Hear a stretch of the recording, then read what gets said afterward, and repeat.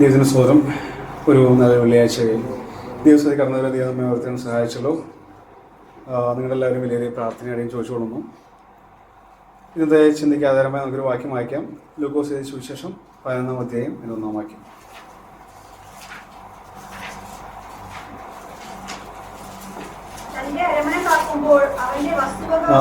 ലൂക്കോസ് എഴുതിയ സുവിശേഷം 11-ാം അധ്യായം 1-ാം വാക്യം. അവൻ ഒരു സ്ഥലത്ത് പ്രാർത്ഥിച്ചുകൊണ്ടിരുന്നു. തീർന്ന ശേഷം ശിഷ്യന്മാരിൽ ഒരുത്തൻ അവനോട്, കർത്താവേ, യോഹന്നാൻ തന്റെ ശിഷ്യന്മാരെ പഠിപ്പിച്ചതുപോലെ ഞങ്ങളെയും പ്രാർത്ഥിപ്പാൻ പഠിപ്പിക്കണമേ എന്ന് പറഞ്ഞു. ആമേൻ. ഒരു നിമിഷം കണ്ണുകൾ അടയ്ക്കാം, പ്രാർത്ഥിക്കാം. സ്നേഹവാൻ ദൈവമേ, പിതാവേ, നല്ല സമയത്ത് ഞങ്ങൾ സ്തുതിക്കുന്നു. അപ്പോൾ ഇതങ്ങളുടെ വചനമായാൽ ഞങ്ങളോട് ഞങ്ങൾ സ്തുതിക്കുന്നു.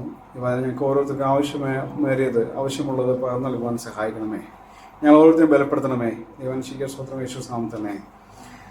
ആമേൻ. ഞാനിന്ന് പറയാൻ ആഗ്രഹിക്കുന്ന ഭാഗം ഈ ഒരു വാക്യത്തിൽ നിന്നാണ്. ഞങ്ങളെയും പ്രാർത്ഥിക്കാൻ പഠിപ്പിക്കണേ എന്ന് പറഞ്ഞ് ശിഷ്യൻ ചോദിച്ച ആ ഒരു ചോദ്യത്തിനെ ആസ്പദമാക്കിയാണ് ഞാനിന്ന് പറയാൻ ആഗ്രഹിക്കുന്നത്. പ്രാർത്ഥനയെക്കുറിച്ച് പല ചിന്തകളും നമ്മൾ പലരും പറഞ്ഞിട്ടുള്ളതാണ്.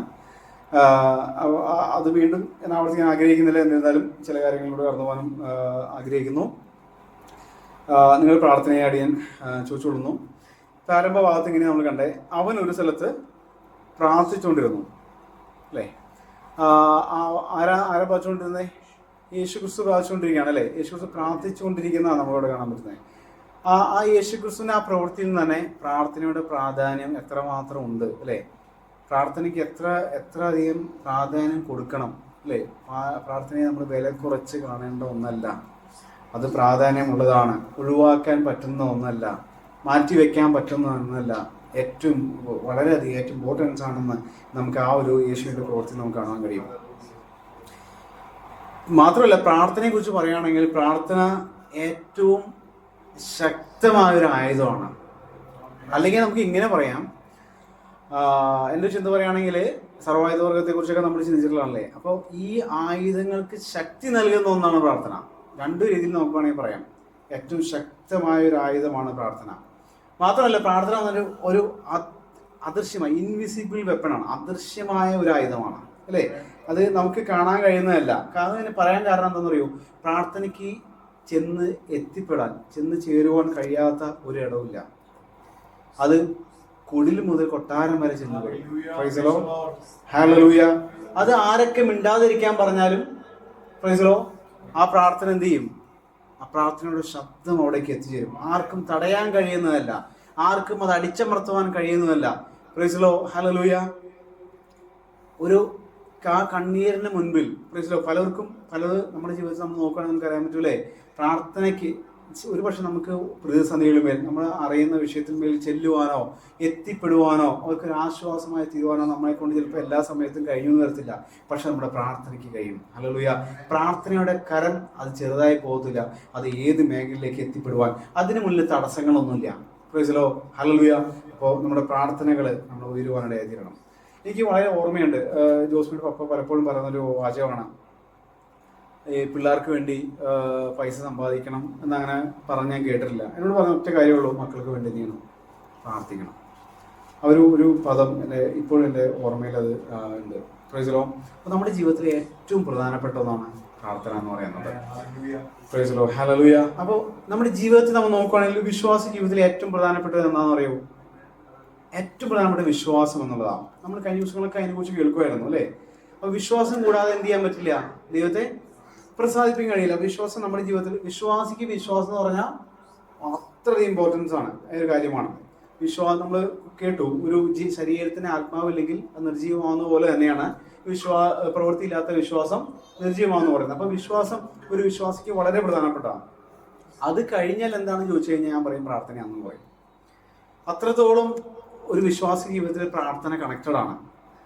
അപ്പോൾ ഇനിയിപ്പോൾ നമ്മുടെ ജീവിതത്തിൽ നമ്മൾ നോക്കണം, നമ്മൾ പ്രാർത്ഥിക്കാൻ ആവശ്യപ്പെടുന്നത് അല്ലെങ്കിൽ ഒരാളോട് പറയുന്ന ഏത് സന്ദർഭത്തിലാണ്? നമ്മുടെ ജീവിതത്തിൽ എന്തെങ്കിലും സാധാരണ നമ്മൾ കാണുന്നത് നമുക്ക് എന്തെങ്കിലും ആവശ്യങ്ങൾ വന്നു. ഇപ്പോൾ ഒരു പരീക്ഷയാണ്, പരീക്ഷ ജയിക്കാൻ വേണ്ടി, അല്ലെങ്കിൽ ഒരാൾ പ്രതിസന്ധി കടന്നു, അങ്ങനെ ചില നമ്മുടെ പ്രശ്നങ്ങളിൽ മേൽ ആവശ്യങ്ങളിലാണ് നമ്മൾ എന്ത് ചെയ്യുക? പ്രാർത്ഥിക്കാൻ ആവശ്യപ്പെടാറ്, അല്ലേ? പലപ്പോഴും അങ്ങനെ സംഭവിക്കാറ്. ഞാൻ ഈ ദിവസങ്ങളിൽ ഇത് സംബന്ധമായി നോക്കിയപ്പോൾ ഒന്നുകൊണ്ട് വീഡിയോ എൻ്റെ ശ്രദ്ധയിൽപ്പെട്ടു. അതിനകത്തുള്ള ഒരു ചിന്ത പറയുന്നത് അറിയോ, നിങ്ങൾ അനുഗ്രഹിക്കപ്പെടാൻ രാവിലെ എഴുന്നേറ്റ് നീണം പ്രാർത്ഥിക്കണം. നമ്മൾ പിതാക്കന്മാരെ അനുഗ്രഹിക്കപ്പെട്ടുവല്ലോ. അവര് അനുഗ്രഹിക്കപ്പെടാൻ വേണ്ടി രാവിലെ എഴുന്നേറ്റല്ലായിരുന്നു. പക്ഷെ ഇപ്പം നമ്മൾ അനുഗ്രഹിക്കപ്പെടാനുള്ള കുറുക്കുവഴികൾ നോക്കുമ്പോൾ കിട്ടുന്നൊരു ഐഡിയ ആണ്. ഇപ്പോൾ ഈ നൈറ്റ് ഡ്യൂട്ടിയൊക്കെ ഇങ്ങനെ മാറിക്കൊണ്ടിരിക്കുന്ന സമയത്ത് ഇത് എത്രത്തോളം പ്രാവർത്തികമാകും എന്നുള്ള കാര്യം നമ്മൾ ചിന്തിക്കാമെന്നുള്ളൂ. അത്രയും പറഞ്ഞാൽ വിടുക, നിങ്ങൾക്ക് ചർച്ച കിട്ടും. രണ്ടാമത് ഞാൻ ശ്രദ്ധയിൽപ്പെട്ടെന്ന് പറയുകയാണെങ്കിൽ ഒരു ചിന്ത, 3 മണിയായപ്പോൾ യേശു പ്രാർത്ഥിച്ചു. അതുകൊണ്ട് ഇത് കരുണയുടെ സമയമാണ് 3 മണി എന്ന് പറഞ്ഞാൽ. അത് രാവിലെ ആയാലും വൈകിട്ടായാലും 3 മണിക്ക് എഴുന്നേറ്റ് പ്രാർത്ഥിച്ചോണം, കരുണ കിട്ടും. അത് 2-3 വർഷം ബൈബിൾ പഠിച്ച ആൾക്കാരൊന്നല്ല, 10-12 വർഷം ബൈബിൾ പഠിച്ചവർ ഇത് പറയുമ്പോൾ അത് കേട്ട് കുറേ പേര് വിശ്വസിച്ചുകൊണ്ടിരിക്കുക. പ്രാർത്ഥനയെക്കുറിച്ചുള്ള ആ ചിന്തകൾ ആൾക്കാർ മാറിക്കൊണ്ടിരിക്കുക. പ്രൈസലോ, ചില സമയത്ത് പ്രാർത്ഥിച്ച കരുണയുടെ സമയമാണെന്നുള്ള ചിന്തകളൊക്കെ അത് പോകുന്ന നമുക്ക് കാണാൻ കഴിയും. പിന്നെ പ്രാർത്ഥനയെക്കുറിച്ച് ചില ചിന്തകൾ പറയുകയാണെങ്കിൽ പ്രാർത്ഥന മുടങ്ങാതെ ചൊല്ലാനുള്ള ഒന്നാണെന്നുള്ള ചിന്തയുണ്ട്. മുടങ്ങാതെ ഇങ്ങനെ ചൊല്ലിക്കൊണ്ടിരിക്കണം പ്രാർത്ഥന. ഞാൻ ചിലതിങ്ങനെ റാൻഡമായി പറയാം. ഇനി ഒത്തിരി ചോദ്യങ്ങൾ, എഴുന്നേറ്റ് നിന്ന് പ്രാർത്ഥിക്കാൻ പറ്റുമോ, ഇരുന്ന് പ്രാർത്ഥിക്കാൻ പറ്റുമോ, പ്രാർത്ഥിക്കാൻ മുട്ടുകുത്താൻ പറ്റുമോ, കുമ്പിട്ട് പ്രാർത്ഥിക്കാൻ പറ്റുമോ, അല്ലേ? പിന്നെ പ്രാർത്ഥന 2 കരം തുറന്നു പിടിക്കണോ, തുറന്നു പിടിച്ചാൽ മാത്രം പോരെ, ഇത് മുകളിലേക്ക് ഉയർത്തണോ, പിന്നെന്താ, കണ്ണടയ്ക്കണോ പ്രാർത്ഥിക്കുമ്പോൾ, കണ്ണടയ്ക്കാതെ തുറന്നു പിടിച്ച് പ്രാർത്ഥിക്കാൻ പറ്റുമോ, പള്ളിയിലെ കെട്ടിടത്തിൽ മാത്രമേ പ്രാർത്ഥിക്കാൻ പറ്റുള്ളൂ, പിന്നെ രാവിലെ എഴുന്നേറ്റ് പ്രാർത്ഥിക്കണോ, വൈകുന്നേരം പ്രാർത്ഥിക്കാൻ പറ്റുമോ? അപ്പം ഇങ്ങനെ പ്രാർത്ഥനയെക്കുറിച്ച് നമ്മൾ പറയുകയാണെങ്കിൽ പ്രാർത്ഥിക്കുമ്പോൾ ചില വാക്കുകളുണ്ട്, ആ വാക്ക് വെച്ചാൽ മാത്രമേ പ്രാർത്ഥന എന്ത് ചെയ്യുള്ളൂ, കംപ്ലീറ്റ് ആവുള്ളൂ എന്ന് പറയുന്ന ആൾക്കാരൊക്കെ ഉണ്ട്. ഈ പദം നിങ്ങളുടെ പ്രാർത്ഥനയിൽ ഉണ്ടായിരിക്കണം. അപ്പോൾ ഇങ്ങനെയൊക്കെയാണ് പ്രാർത്ഥനയെക്കുറിച്ചുള്ള ഒരു വീക്ഷണങ്ങൾ. അപ്പോൾ യേശുവിനെ ഇവിടെ കുറിച്ച് നോക്കുവാണെങ്കിൽ യേശു എന്താ ചെയ്തേ, അവൻ ഒരു സ്ഥലത്ത് പ്രാർത്ഥിച്ചു. നമ്മൾ അതിലേക്ക് കടന്നു പോയത്, ഞാൻ ഒരു ഇൻട്രൊഡക്ഷനിലേക്ക് കടന്നു പോയതാണ്.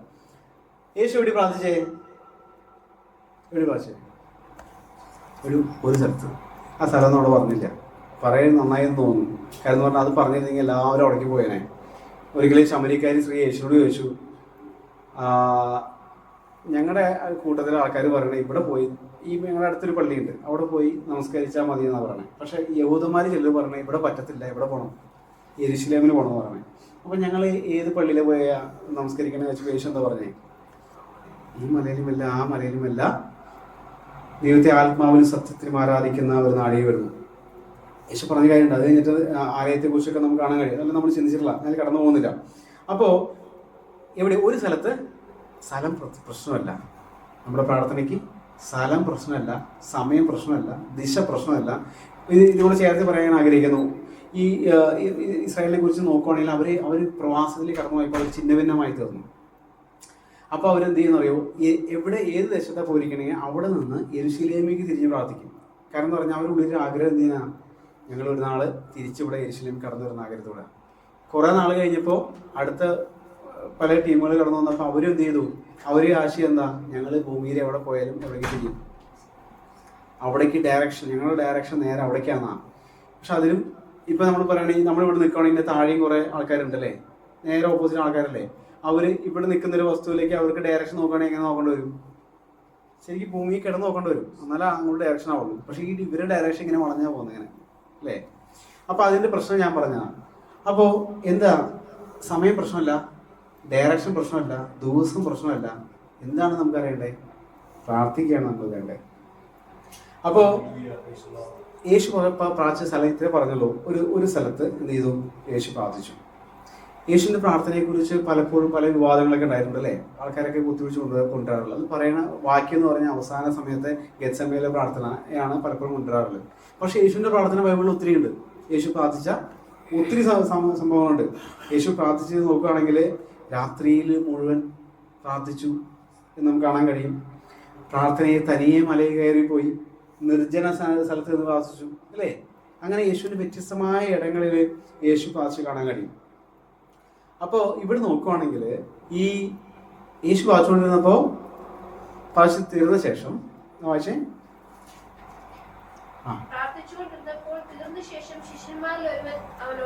ഈ ആരാണ് പോയി ചോദിച്ചതെന്ന് അവിടെ എഴുതിയിട്ടില്ല. ഒരാള് എന്ത് ചെയ്തു, യേശുവിനോട് പോയി ചോദിച്ചു. എന്താ ചോദിച്ചേ,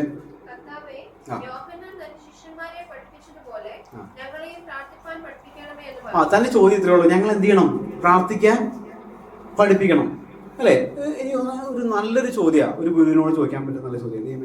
ഇപ്പൊ എന്ത് വിഷയത്തിലായിക്കോട്ടെ, എന്നെ ഇതൊന്ന് പഠിപ്പിക്കാവോ, ഇതെന്താ ചെയ്യേണ്ടതെന്ന് പഠിപ്പിക്കാവോ എന്ന് പറഞ്ഞാൽ നല്ലൊരു ചോദ്യമാണ്. നമ്മൾ ചോദിക്കുകയാണെങ്കിൽ ഇപ്പോൾ യേശുവിനോട് ഈ ശിഷ്യൻ വന്ന് ചോദിച്ചു, യേശു പ്രാർത്ഥിക്കാനായിട്ട് ഈ പ്രാർത്ഥിക്കാൻ ഞങ്ങളൊന്ന് പഠിപ്പിക്കണം. നമ്മുടെ ജീവിതത്തിൽ ഇങ്ങനെ നമ്മൾ ചോദിക്കാറുണ്ടോ?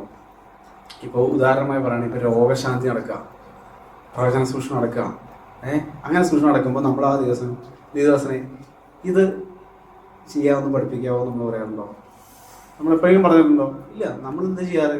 നമ്മളവിടെ ചെന്നിട്ട് നമ്മൾ തലവിളിക്കും, ദിവസം എന്നെ കുറിച്ച് പ്രാർത്ഥിക്കണേ, എന്നെക്കുറിച്ചുള്ള അടുത്ത് എവിടേക്കാണ് പോകേണ്ടതെന്നുള്ളൊരു ഡയറക്ഷൻ തരണേന്ന് നമ്മൾ പ്രാർത്ഥിക്കാറില്ലേ?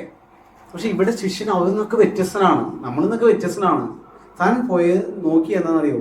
എനിക്ക് പ്രാർത്ഥിക്കാൻ പഠിപ്പിക്കണം, എനിക്കൊന്ന് പഠിക്കണം.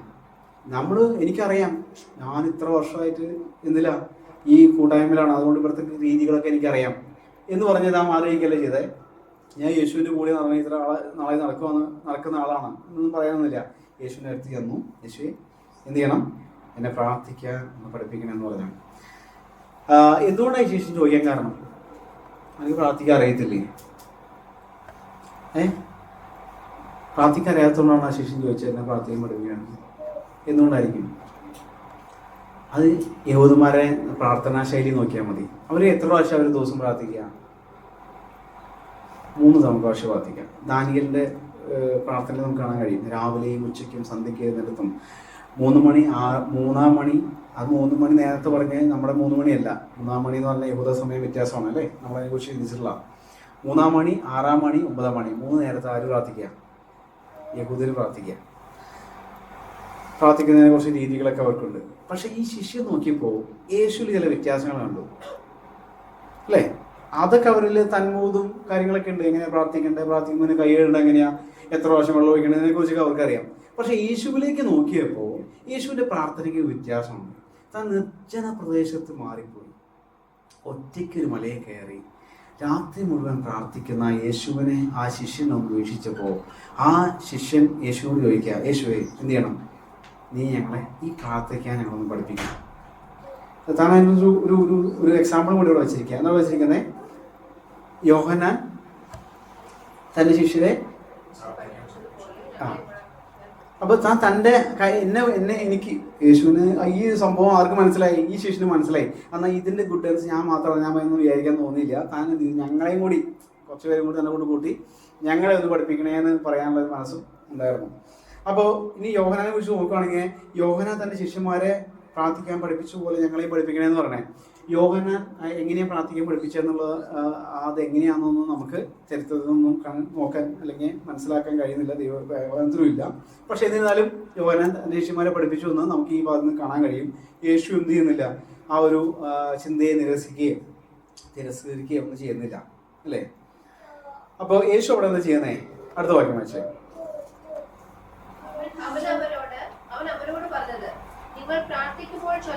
മതി. സാധാരണയായിട്ട് ഇപ്പൊ നമ്മൾ നോക്കുകയാണെങ്കിൽ ഇപ്പോഴത്തെ ഒരു കാലഘട്ടം നോക്കുകയാണെങ്കിൽ നമുക്കൊരു കാര്യം നമ്മൾ പഠിപ്പിക്കണം എന്ന് പറഞ്ഞാൽ അവരെന്താ ആദ്യം ചോദിക്കാന്നറിയോ? നിങ്ങളുടെ ഇപ്പൊ ഞങ്ങളുടെ ഇതിലേക്കാണെങ്കിൽ വരികയാണ് സ്പെക്സ് വാങ്ങിക്കാൻ വരുവാണ്, നമ്മൾ ചോദിക്കും സാറിന്റെ എന്താണ് സാർ ഉദ്ദേശിക്കുന്നത്? അതായത് നിങ്ങൾക്ക് ദൂരെ കാണാനാണോ അടുത്ത് കാണാൻ രണ്ടും കൂടി ഉള്ളതാണോ? നിങ്ങളുടെ ജോലി എന്താ? ഇനിയിപ്പോൾ ഇൻവെസ്റ്റ്മെന്റിലേക്കാണെങ്കിൽ പോകണമെങ്കിൽ അത് ചോദിക്കും സാറിന്റെ ലക്ഷ്യം എന്താ? ഷോർട്ട് ടൈം ആണോ ലോങ് ടൈം ആണോ? അത് പെട്ടെന്ന് പൈസ കിട്ടാൻ വേണ്ടിയാണോ? അവർ നമ്മൾ ചോദിക്കുക ആദ്യം. ഇപ്പൊ പ്രാർത്ഥിക്കാൻ യേശുവിനെ പഠിപ്പിക്കണം എന്ന് പറയുമ്പോൾ എന്താ ചോദിക്കണ്ടായിരുന്നേ? നിങ്ങളുടെ ആവശ്യം എന്താണ്? നിങ്ങൾക്ക് ഓസ്ട്രേലിയക്ക് പോകാനാണോ നിങ്ങൾ ഉദ്ദേശിക്കണേ? അത് എത്ര വർഷം കൊണ്ട് നിങ്ങൾക്ക് ഇല്ലേ? നമ്മുടെ പ്രാർത്ഥിക്കേണ്ട ആവശ്യം എന്താണെന്ന് ചോദിക്കണ്ടേ? കഴിഞ്ഞ ദിവസങ്ങളിൽ ഇവിടെ ഒരു ദിവസം കടന്നു വന്നു.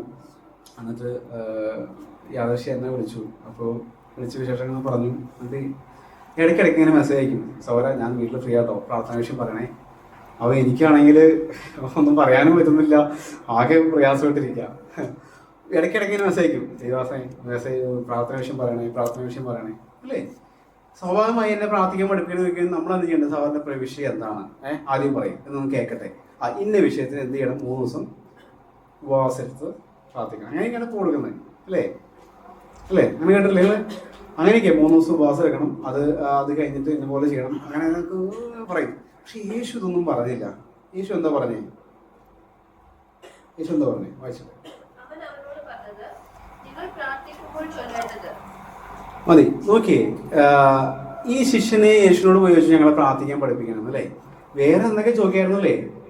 ആ വെള്ളത്തിന് മുകളിൽ നടക്കണം എങ്ങനെ ചോദിക്കായിരുന്നു. അതാണ് ഈ ആള് രക്ഷപ്പെടാനേ അല്ലേ, ജീവിതം രക്ഷപ്പെടാനേ. എത്ര ആ മിറക്കിൾ ചെയ്യുന്ന എങ്ങനെയാണെന്ന് ചോദിക്കായിരുന്നു അല്ലേ, എത്രത്തെ കാര്യങ്ങൾ യേശുവിനോട് ചോദിക്കായിരുന്നു. പക്ഷെ താൻ ചോദിച്ചെന്താ, എന്നെ എന്ത് ചെയ്യണം? ഈ പ്രാർത്ഥിക്കുന്നവരൊന്നും അധികം ആൾക്കാർ അറിയത്തില്ല എന്ന് പറയുന്നത്.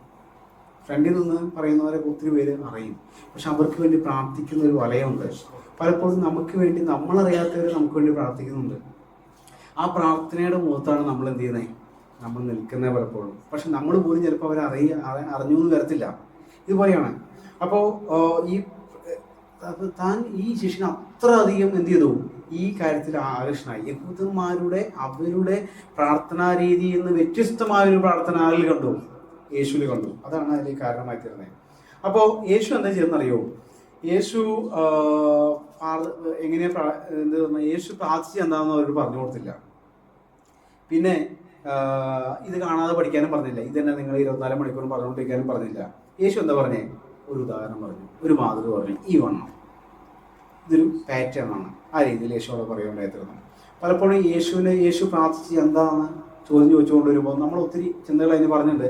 പക്ഷേ ഈ ഭാഗത്തിലൂടെ കടന്നു പോയപ്പോൾ എനിക്കൊരു ഉത്തരം കിട്ടി. നിങ്ങൾക്കത് ഇത് ചിന്തിക്ക് മനസ്സിലാക്കാൻ കഴിയും. യേശു എന്തുകൊണ്ട് പ്രാർത്ഥിച്ചെന്നുള്ളത് ഈ ഒരു ഭാഗം നിങ്ങൾക്ക് മനസ്സിലാവും.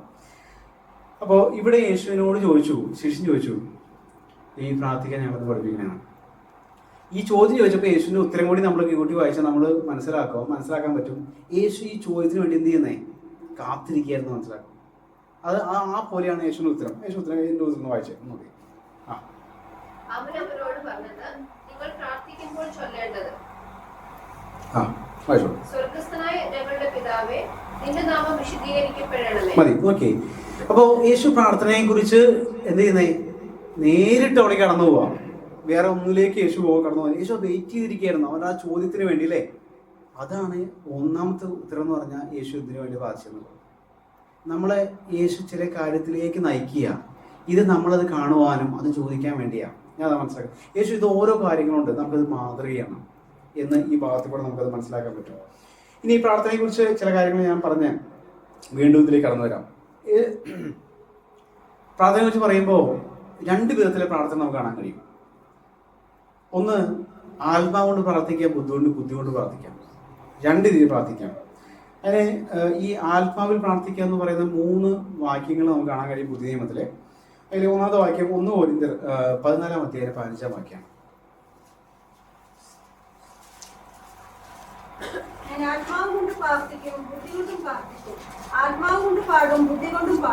നോക്കിയേ. അപ്പോൾ നമുക്ക് എങ്ങനെ പ്രാർത്ഥിക്കാൻ പറ്റും? ആത്മാവ് കൊണ്ട് പ്രാർത്ഥിക്കാൻ പറ്റും, ബുദ്ധി കൊണ്ട് പ്രാർത്ഥിക്കാൻ പറ്റും. ഈ 2 കാര്യങ്ങൾ നമുക്ക് മനസ്സിലാക്കാം. വേറെ വാക്യം വായിക്കാം. 2-ാമത്തെ പരാമർശം എന്ന് പറയുകയാണെങ്കിൽ എഫേസ്യർ എഴുതിയ ലേഖനം 6-ാം അധ്യായം 12-ാം വാക്യമാണ്. ആത്മാവിൽ പ്രാർത്ഥിച്ചു.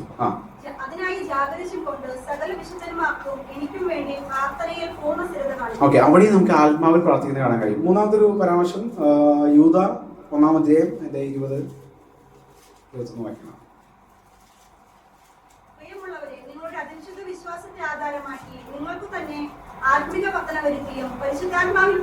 മതി. അവിടെയും നമുക്ക് ആത്മാവിൽ പ്രാർത്ഥിക്കുന്നത് നമുക്ക് കാണാൻ കഴിയും. അപ്പോൾ 2 പ്രാർത്ഥനയെ നമ്മൾ 2ആയി തിരിക്കുക. ഒത്തിരി കാര്യങ്ങളെ നമ്മളിപ്പോൾ പഠിച്ചിട്ടുണ്ട്. ഞാനിവിടെ 2ആയി ചിന്തിക്കുകയാണ്. 1-ാമത്തെ കാര്യം ബുദ്ധി കൊണ്ട് പ്രാർത്ഥിക്കുന്ന. ബുദ്ധി കൊണ്ട് പ്രാർത്ഥിക്കുക എന്ന് പറഞ്ഞാൽ ഉദാഹരണം പറയുകയാണെങ്കിൽ നമ്മൾ പൊതുവേദിയിൽ നമ്മൾ പ്രാർത്ഥിക്കുന്നത് നമുക്ക് ഇപ്പോൾ ആർക്കൊന്നും മനസ്സിലാത്ത രീതിയിൽ പ്രാർത്ഥിച്ച കാര്യമുണ്ടോ? ഇപ്പോൾ ഒരു വലിയൊരു എല്ലാവരും അല്ലെങ്കിൽ വ്യത്യസ്ത വിഭാഗങ്ങളിലെ ആൾക്കാരെ കടന്നു വരുന്ന സമയമാണ്. ആ സമയത്ത് അവരോട് പ്രാർത്ഥിക്കാൻ ആവുകയും ചെയ്ത് കഴിഞ്ഞാൽ നമ്മൾ ആ പ്രാർത്ഥിക്കുന്നതിൽ കൂടെ നമ്മൾ എന്താ ഉദ്ദേശിക്കുന്നത് നമുക്ക് പറഞ്ഞു കൊടുക്കാൻ കഴിയും. അതാണ് ഒരു ബുദ്ധി കൊണ്ട് പ്രാർത്ഥന. ഇതിനെ നമ്മൾ നോക്കുകയാണെങ്കിൽ പഴയ നിയമത്തിൽ 1-2 ഉദാഹരണങ്ങളുണ്ട്. തുടക്കത്തിൽ മാത്രം വായിക്കാം. നമുക്ക് വായിക്കാം. 1 രാജാക്കന്മാർ 8-ാം അധ്യായം 22-ാം വാക്യം. അവിടെ ശലോമോൻ രാജാവ് പ്രാർത്ഥിക്കുന്നത് കാണാൻ പറ്റും.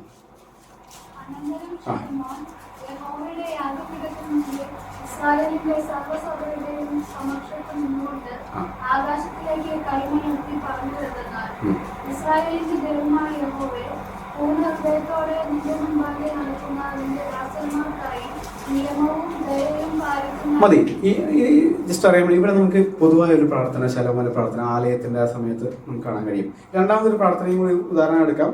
അത് ഏലിയ പ്രവാചകന്റെ പ്രാർത്ഥനയാണ്. ആ യാഗപീഠം പറഞ്ഞത് ബാലിന്റെ പ്രവാചകന്മാരോട് ഇങ്ങനെ അവരെ യാഗം കഴിക്കാൻ നോക്കി ഒന്നും നടക്കാണ്ടായപ്പോൾ അവസാനത്തിൽ ഏലിയ പ്രവാചകൻ വന്നിട്ട് യാഗം കഴിക്കാൻ പോകുന്നതിന്റെ തൊട്ട് മുൻപ് ഒരു പ്രാർത്ഥനയുണ്ട്. 1 രാജാക്കന്മാർ 18-ാം അധ്യായം 36-ാം വാക്യം.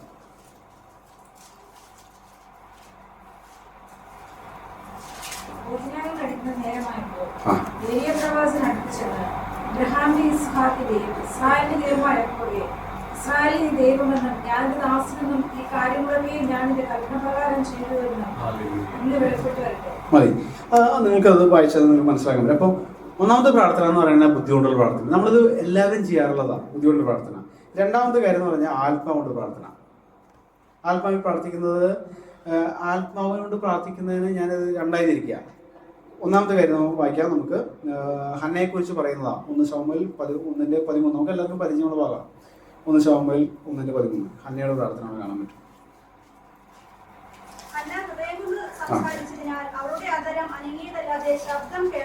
നോക്കി, ഇപ്പോ ഇവിടെ ഹൃദയത്തിനകത്ത് തന്നെ ആത്മാവിലൊരു പ്രാർത്ഥന. പുറത്ത് ഭാഷകളോ വാക്കുകളുടെ ശൈലിയോ ഒന്നും അവിടെ കാണാൻ കഴിയില്ല. ഹൃദയത്തിലൊരു പ്രാർത്ഥന കാണാൻ കഴിയും. ഇതുപോലെ അനവധി ഇടയിൽ മത്തായി 6-ാം അധ്യായത്തിലെ 6-ാം വാക്യത്തിലെ പ്രാർത്ഥനയെ കുറിച്ച് യേശു പറയുമ്പോൾ പറയാം, നിങ്ങൾ അറയിൽ കടന്ന് വാതിലടച്ച് അല്ലേ സ്വർഗത്തിലെ പിതാവ് നിങ്ങൾക്ക് പ്രതിഫലം തരുന്നതിന് വേണ്ടി പ്രാർത്ഥിക്കുക. അപ്പോൾ ഒരു ദൈവമായിട്ടുള്ളൊരു ബന്ധത്തിൽ നമുക്ക് കാണാൻ കഴിയും. രണ്ടാമത്തെ അതിനകത്തുള്ള പ്രാർത്ഥന എന്ന് പറയുകയാണെങ്കിൽ അപ്പോസ്തലത്തിൽ 2-ാം അധ്യായം 4-ാം വാക്യം.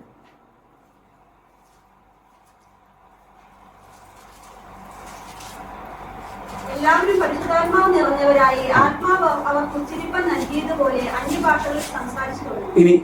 ഇനി നോക്കി, ആത്മാവിനാൽ ലഭിച്ച അല്ലെങ്കിൽ അന്യഭാഷയിൽ നമ്മൾ പ്രാർത്ഥിക്കുന്നു, നമുക്ക് ആത്മാവിൽ പ്രാർത്ഥിക്കാന്ന് പറയാൻ പറ്റും. പക്ഷെ അന്യഭാഷ ഇല്ലാതെ പ്രാർത്ഥിക്കുന്നതും അന്യഭാഷയെ കൂടാതെ നമുക്ക് ആത്മാവിൽ പ്രാർത്ഥിക്കാൻ കഴിയും. ഈ രണ്ട് വ്യത്യസ്തമാണ് ഞാൻ അവിടെ പറഞ്ഞത്.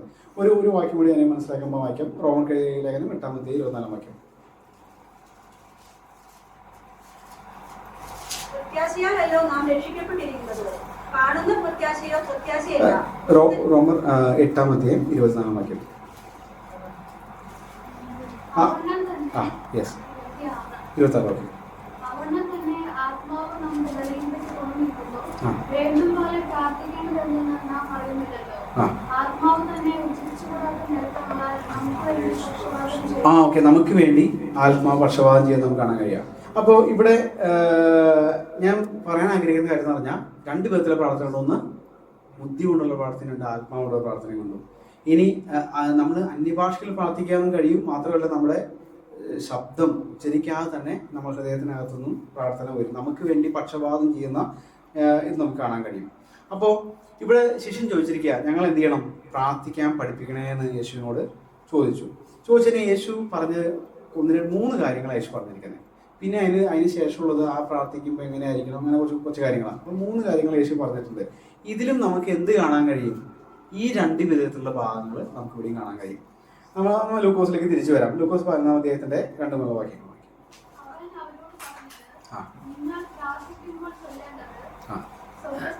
ഞങ്ങളുടെ പിതാവേ, നിന്റെ നാമം വിശുദ്ധീകരിക്കപ്പെടണമേ, നിന്റെ രാജ്യം വരണമേ, നിന്റെ ഇഷ്ടം സ്വർഗ്ഗത്തിലെ പോലെ ഭൂമിയിലും ആകണമേ. ഇവിടെ നോക്കുകയാണെങ്കിൽ ഈ ഭാഗത്തെ കുറിച്ച് പറയുന്നത് ദൈവമായിട്ടുള്ള ബന്ധത്തിലുള്ള ഒരു ഭാഗമാണ്. ദൈവത്തോടുള്ള ബന്ധത്തിൽ ഇവിടെ പറയും നാമം, നിന്റെ നാമം, നിന്റെ രാജ്യം, നിന്റെ ഇഷ്ടം. അവിടെയൊക്കെ എൻ്റെ അല്ലാന്ന് ചേർത്താൽ മതി. എൻ്റെ നാമമല്ല, എൻ്റെ രാജ്യമല്ല, എൻ്റെ ഇഷ്ടമല്ല. എന്തിനു വേണ്ടിയാണ് ആഗ്രഹിക്കേണ്ടത്? നിന്റെ നാമം മാത്രപ്പെടാൻ, നിന്റെ രാജ്യം വരാൻ, നിന്റെ ഇഷ്ടം. പ്രാർത്ഥന 1-ാമത്തെ കാര്യം. ഇനി ചിലർ പറയും ഈ പ്രാർത്ഥന നമ്മളിങ്ങനെ ഏറ്റു ചൊല്ലിയാൽ മതി.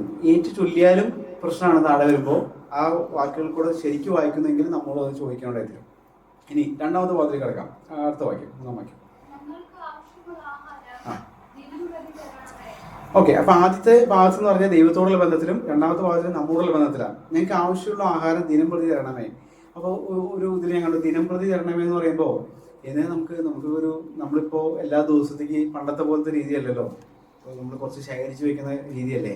അപ്പൊ ഇവിടെ നിന്ന് ദിനം പ്രതി തരണമേ എന്ന് പറഞ്ഞാൽ അല്ലേ, ഇത് കാണിക്കുന്ന പറഞ്ഞാൽ ദൈവമായിട്ടൊരു കൂട്ടായ്മയാണ്. ദിനം പ്രതിയായി ദൈവമായിട്ടുള്ള ഒരു ബന്ധം നമുക്കുണ്ടായിരിക്കണം. ദിനം പ്രതി അവൻ്റെ അരികിലേക്ക് നമുക്ക് ചെല്ലാൻ കഴിയണം. പ്രൈസലോ, അത് ആ ഒരു ബന്ധത്തിലായിരിക്കണം. ഓരോ ദിവസവും ഓരോ ടൈമിലും.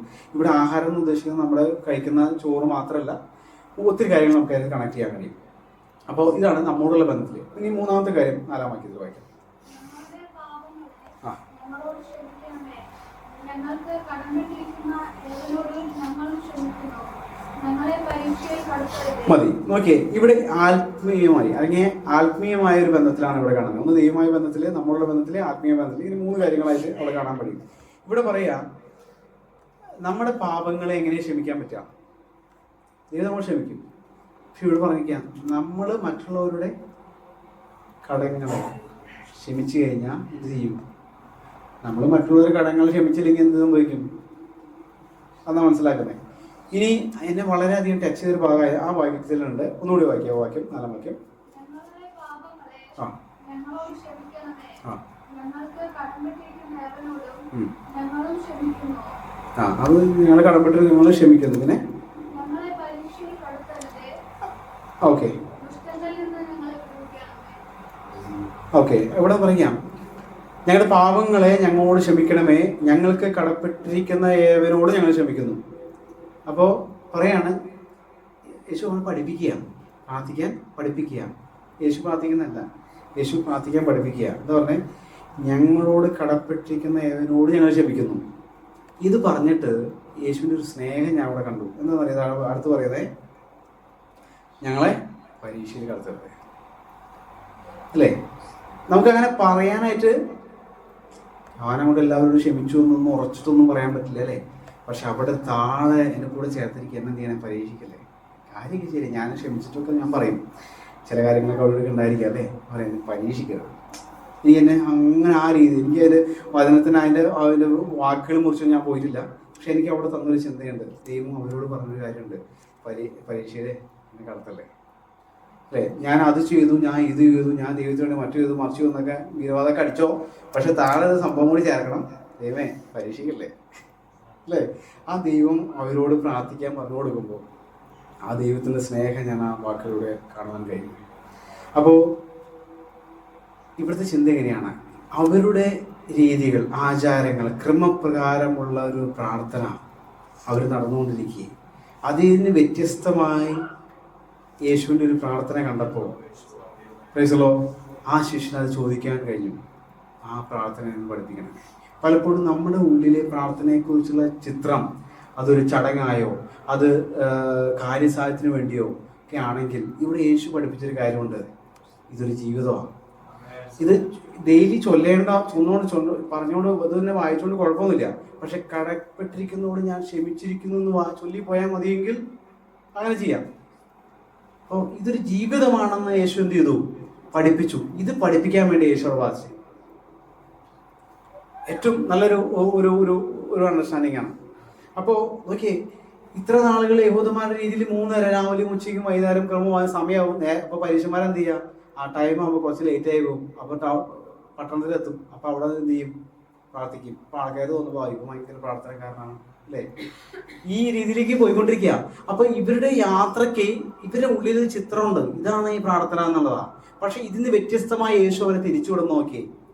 ആ രാത്രി മുഴുവനും നിർജ്ജന പ്രദേശത്ത് പോയി. പ്രാർത്ഥനയ്ക്ക് ഇന്ന പാറ്റേൺ നമ്മൾ ചെയ്യണമെന്നില്ല, നമുക്ക് കഴിയുന്ന പോലെയൊക്കെ നമുക്ക് ചെയ്യാം. ഏത് മാർഗം നമ്മൾ സ്വീകരിക്കാം. അതെനിക്ക് യെരുശലേമിലെ പള്ളിയിൽ പോയാൽ മാത്രം പ്രാർത്ഥിക്കാൻ പറ്റുന്നില്ല. സ്ഥലം പ്രശ്നമല്ല അവിടെ. പ്രൈസലോ നമ്മൾ ആരോട് പ്രാർത്ഥിക്കുന്നു, എങ്ങനെ പ്രാർത്ഥിക്കുന്നുള്ള. അപ്പോൾ ഇവിടെ തനിക്ക് ചോദിക്കായിരുന്നു, യേശു എന്തിനാ പ്രാർത്ഥിക്കണമെന്ന് ചോദിക്കായിരുന്നു. പക്ഷെ അതിന് പകരം താൻ എന്താ ചെയ്തത്? യേശു എങ്ങനെ പ്രാർത്ഥിക്കുന്നു എന്ന് ആരായാൻ തോന്നിച്ചു. അത് താൻ കണ്ടപ്പോഴാണ് തനിക്ക് മനസ്സിലായത്, ഈ പ്രാർത്ഥന ഞങ്ങളെ കൂടി എന്ത് ചെയ്യണം? പഠിപ്പിക്കണം. പ്രൈസലോ. അപ്പൊ അത്ര നാൾ അവര് കടന്നു വന്ന ഒരു പാരമ്പര്യത്തിന് വ്യത്യസ്തമായി ഒരു പ്രാർത്ഥന ആരിൽ നിന്ന് മനസ്സിലാക്കി? യേശുവിൽ നിന്ന് ഈ ശിഷ്യന്മാർ മനസ്സിലാക്കി. ഹല്ലേലൂയ. നമ്മുടെ ചിന്തയിലേക്ക് ഞാൻ തിരികെയാണ്.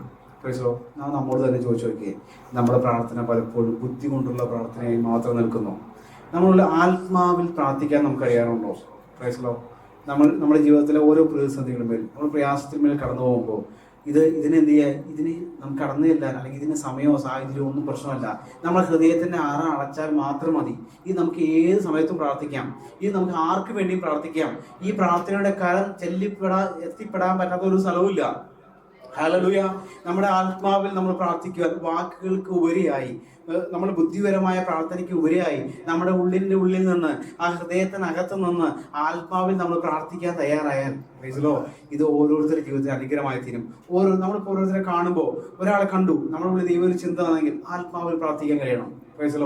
അത് അന്യഭാഷയിൽ പ്രാർത്ഥിക്കാൻ കഴിയുന്ന സാഹചര്യത്തിൽ അങ്ങനെ പറയാം. ഇല്ലെങ്കിൽ അല്ലാതെ നമുക്ക് ഹൃദയത്തിനകത്ത് ആത്മാവിൽ ദൈവത്തോട് പ്രാർത്ഥിക്കാൻ കഴിയും. അപ്പോൾ നമ്മുടെ പ്രാർത്ഥന വാക്കുകൾ കൊണ്ട് മാത്രമോ, അല്ലെങ്കിൽ ഒരു സ്ഥലത്ത് ഇരുന്നോ, അല്ലെങ്കിൽ ഒരു സമയം വെച്ചോ, അല്ലെങ്കിൽ ഇതിനൊരു ഫോർമാറ്റിൽ തുടങ്ങി അവസാനിച്ച് അതിനു വേണ്ടി നമ്മൾ നിൽക്കരുത്. നമ്മുടെ ഉള്ളിൻ്റെ ആത്മാവിൽ നമ്മൾ പ്രാർത്ഥിക്കാൻ കഴിയണം. ഈ പ്രാർത്ഥനയെ തടയാൻ ആർക്കും കഴിയില്ല. ഒരു പക്ഷെ നമ്മളെ തടയാൻ ആൾക്കാർ കഴിഞ്ഞേക്കാം, നമ്മളെ തീർത്ത് കളയാൻ ആൾക്കാർ കഴിഞ്ഞേക്കാം, നമ്മുടെ ശബ്ദം അവസാനിപ്പിക്കാൻ കഴിഞ്ഞേക്കാം, നമ്മുടെ പ്രവൃത്തികളെ നിർവീര്യമാക്കാൻ കഴിഞ്ഞേക്കാം, നമ്മളെ കുറ്റപ്പെടുത്താൻ കഴിഞ്ഞേക്കാം, നമ്മളെ കൊള്ളില്ലെന്ന് പറയാൻ കഴിഞ്ഞേക്കാം.